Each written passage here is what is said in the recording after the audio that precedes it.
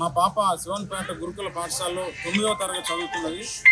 గత 2 రోజుల కిందట దసరా రోజు పాపకి వాంతులు, కడుపు నొప్పి వస్తే కురుప హాస్పిటల్లో మేము టెస్ట్ చేస్తే భారతపురం షిఫ్ట్ చేశారు. ఇక్కడ టెస్ట్ చేస్తే ఏమొచ్చి జాండీస్ అని తెలిసింది. అలాగే మా పాపతో పాటు సుమారుగా ఆ పాఠశాలలో 82 మంది పైబడి ఈరోజు జాండీస్ బారిన పడి ఉన్నారు.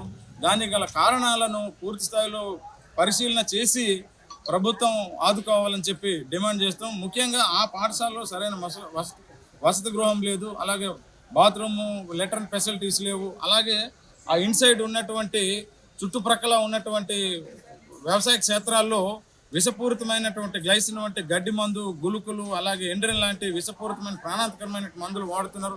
తద్వారా కూడా గ్రావిటీ లెవెల్ వాటర్ అనేది పొల్యూట్ అయిపోయింది అనేది మేము అనుమానిస్తున్నాం.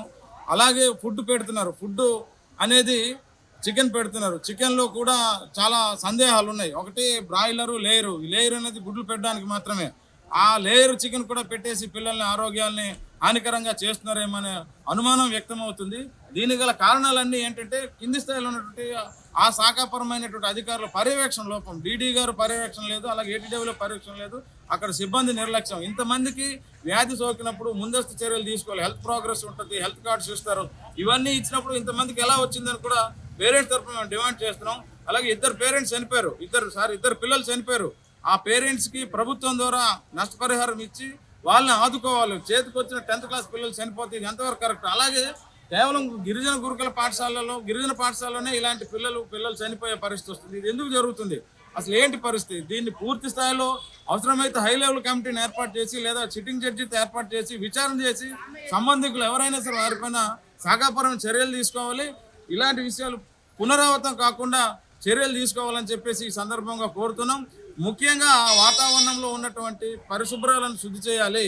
సరైనటువంటి వసతి లేదు, సరైన త్రాగునీరు లేదు, సరైనటువంటి పిల్లలకి అనుకూలమైనటువంటి వాతావరణం లేదు. ముఖ్యంగా పిల్లలు జాండీస్ అనేది అంటువ్యాధి కాదు, ఒకరి నుంచి ఒకరికి రావడానికి.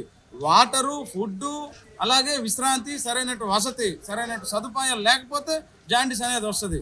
ఇంతవరకు వచ్చినప్పుడు ఏం చేశారు ప్రభుత్వంలో ఉన్నటువంటి పెద్దలు? అలాగే ముఖ్యంగా మన కలెక్టర్ గారు పర్యటన చేశారు.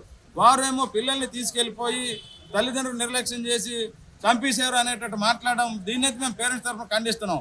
ఎందుకనంటే శనివారం సెలవులు ఇచ్చే రోజు శనివారం కలెక్టర్ గారు అక్కడికి వెళ్ళేటప్పుడు అప్పటికే సిక్ రూమ్లో కనీసం ఒక 15-20 మంది సిక్ రూమ్లో ఉన్నారు. ఆ పేరెంట్ వెళ్ళి చూస్తే సిక్ రూమ్లో అమ్మాయి పీక్ స్టేజ్లో ఉంది.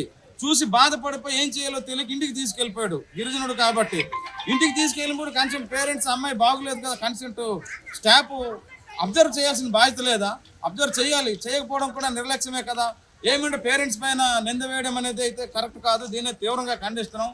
దయచేసి కలెక్టర్ గారు మేము కోరేది ఒకటే, వాస్తవాలను బయటకు తీయండి. అక్కడ జరిగేది ఒకటి, బయట చెప్పేది ఒకటి చేస్తున్నారు. ఇలా కాకుండా వాస్తవాలను బయటకు చేసి నిజ నిర్ధారణ చేసి సంబంధికుల్ని బాధ్యుల్ని శిక్షించి, అలాగే ఇలాంటి ఘటనలు మళ్ళీ ట్రైబల్ వెల్ఫేర్ ఆశ్రమ పాఠశాలలో కానీ గురుకులాల్లో కానీ పునరావృతం కాకుండా చేయాలి. లేదనుకుంటే ఖచ్చితంగా పేరెంట్స్ అందరం కలిసి స్కూల్ని బాయ్కట్ చేస్తాం, పిల్లల్ని అయితే పంపించడం అని చెప్పి సందర్భంగా హెచ్చరిస్తూ డిమాండ్ చేస్తున్నాం. మండల గిరిధర్రావు, ఆంధ్రప్రదేశ్ ట్రైబల్ జేఏసీ సహాయ కార్యదర్శి.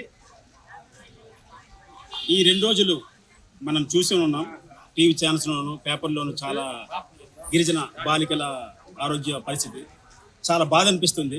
ముఖ్యంగా ఓన్లీ రాష్ట్రంలో సాంఘిక సంక్షేమ, సోషల్ వెల్ఫేర్, బీసీ వెల్ఫేర్ చాలా ఉన్నాయి.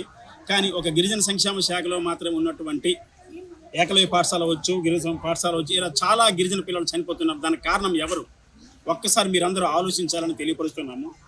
ఈ రోజున 80-90 మంది పిల్లలకి ఇలా వచ్చింది కాబట్టి ఇది బయటకు వచ్చింది. మొన్న ఒకరికొకరు చాలా మంది చనిపోయారు.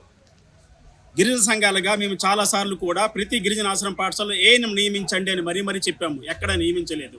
అలా నియమించడం వలన కొంతమంది పిల్లల ఆరోగ్య స్థితిగతులు తెలుసుకొని హాస్పిటల్ తీసుకొచ్చి మెరుగయ్యేలా బాగుంటుంది. కానీ చాలా చోట్ల అసలు ఇవ్వలేదు. కానీ ఈ రోజున మా నిమ్మక సింహాచలం గారు చెప్పినట్టు ఆశ్రమ పాఠశాలల్లో కూడా గడ్డి మందులని, పురుగు మందులని, అలాగే బ్రాయిలర్ లేయర్స్, దీనికి సంబంధించి ఇవన్నీ విషపూరితమైనటువంటి ఇటువంటి పెట్టడం వల్ల చాలా మటుకు గిరిజన పిల్లల ఆరోగ్య స్థితిగతులు చాలా దెబ్బతింటున్నాయి.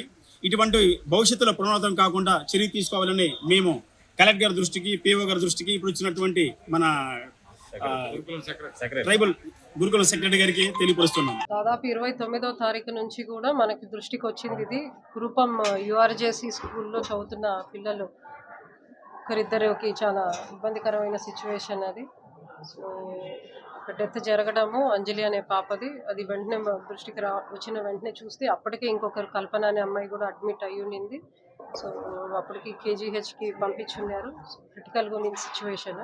సో ఇమ్మీడియట్గా కూడా డిస్ట్రిక్ట్ అడ్మినిస్ట్రేషన్ వాళ్ళతో కోఆర్డినేట్ చేసుకొని ఎంటైర్ సిస్టమ్ అంతా కూడా అప్రమత్తం అవడంతో పిల్లలందరినీ కూడా, మిగతా బ్యాలెన్స్ 609 పిల్లలు ఎవరైతే ఉన్నారో మనకి యూఆర్జేసీ కుటుంబంలో, వాళ్ళందరినీ కూడా ఇమ్మీడియట్గా తీసుకొని రావడం, టెస్టింగ్ చేయించుకోవడం. సో ఇప్పుడు చూస్తే దాదాపు ఈ 4 days ఎక్సర్సైజ్లో ఒక 120 పిల్లలకి ఎఫెక్ట్ అయినట్టు మనకి వస్తూ ఉంది. 120 మెంబర్స్ని కూడా ఇక్కడికి తీసుకురావడం జరిగింది.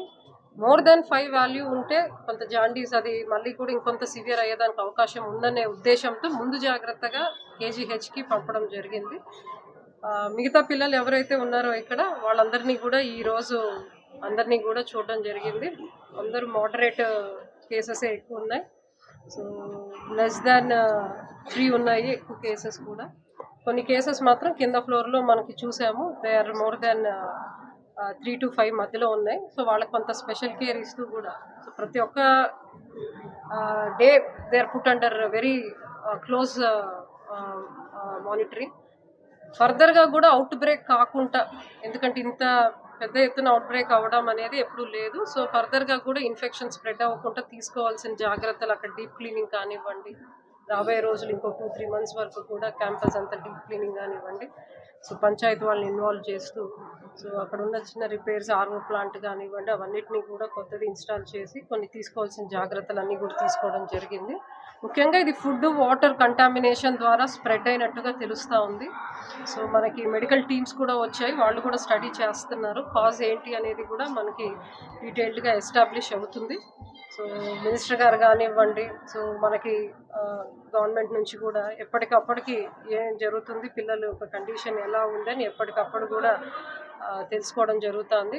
మినిస్టర్ గారు కూడా రేపు విజిట్ చేస్తారు. ఈరోజు కేజీహెచ్కి వెళ్తున్నాం, అక్కడ మనకున్నారు పిల్లలు, వాళ్ళని కూడా అంటే మోర్ దెన్ 5 ఉన్నవాళ్ళు, nothing to worry, but to be on a safe side ఇంకొంచెం మెరుగైన వైద్యం వాళ్ళకి అక్కడ ఇవ్వడానికి అవకాశం ఉంటుంది. More number of specialist and facilities ఉన్నాయనే ఉద్దేశంతో సో కలెక్టర్ గారు మేడంతో మాట్లాడి మినిస్టర్ గారితో డెసిషన్ తీసుకొని అక్కడ షిఫ్ట్ చేయడం జరిగింది.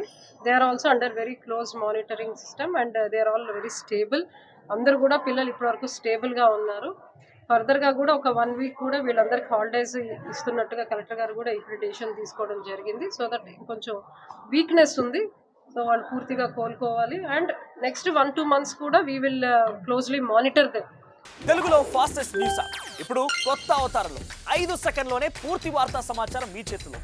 సోషల్ మీడియా ట్రెండ్స్ మీ కళ్ళ ముందుకే live TV and voice search ఆప్షన్స్తో ఇప్పుడే డౌన్లోడ్ చేయండి. యాప్ లింక్ డిస్క్రిప్షన్లో ఉంది.